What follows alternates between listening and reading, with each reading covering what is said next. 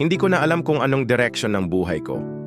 Lately, palaging tinatanong ng boyfriend ko kung anong plano ko sa buhay, pero parang hindi ko kayang sagutin.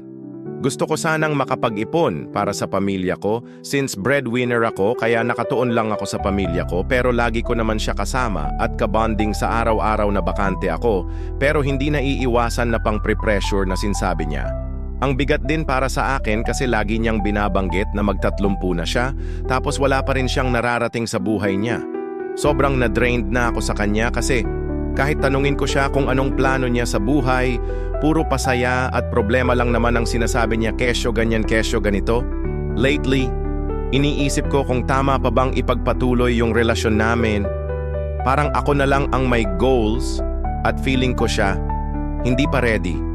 Naisip ko na baka mas mabuti pang mag-focus muna ako sa sarili ko at mag-rent para maging independent. Pero mahirap magdesisyon kasi may pet akong cat at ang hirap maghanap ng lugar na tumatanggap sa kanila.